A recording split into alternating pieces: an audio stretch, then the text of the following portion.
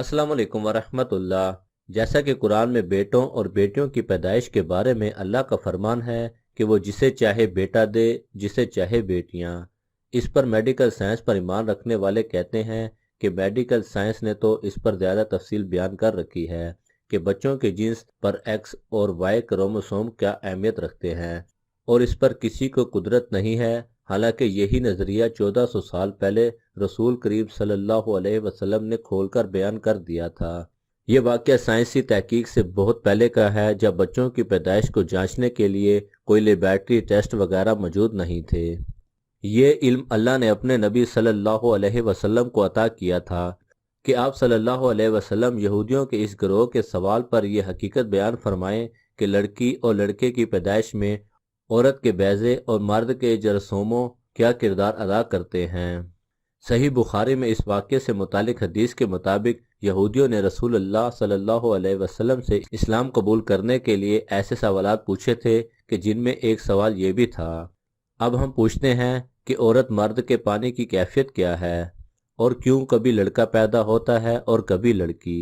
आप सल्लल्लाहु अलैहि वसल्लम ने फरमाया, सुनो, मर्द का पानी गाढ़ा और सफ़ेद होता है और औरत का पानी पतला और जर्दी माइल होता है।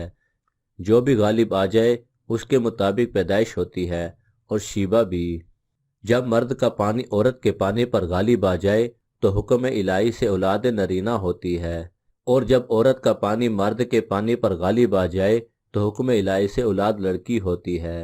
दूसरी हदीस के अल्फाज यूँ हैं, जब मर्द का पानी औरत के पानी पर सबकत कर जाता है तो लड़का पैदा होता है, और जब औरत का पानी मर्द के पानी पर सबकत ले जाता है तो लड़की होती है। ये जो आप सुनते ही यहूदियों के सरदार ने इस्लाम कबूल कर लिया था। ये हज़रत अब्दुल्ला बिन सलाम थे, जो अल्लाह के रसूल सल्लल्लाहु अलैहि वसल्लम की हिकमाना तावील सुनकर कलमा शहादत पुकार उठे थे।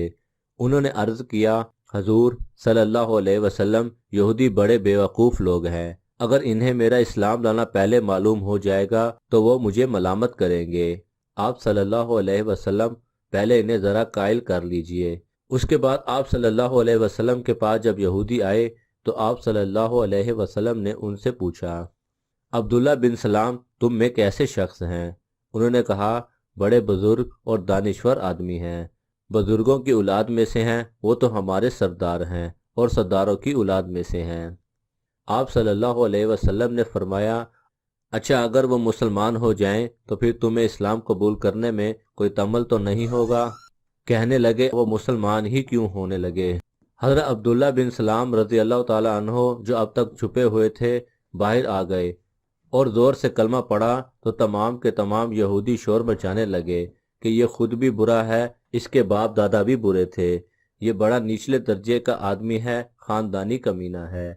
हज़रत अब्दुल्ला रज़ी अल्लाह ताला अन्हो ने फरमाया, हजूर सल्लल्लाहु अलैहि वसल्लम, इसी चीज़ का मुझे डर था, ये लोग झुटलाने वाले हैं।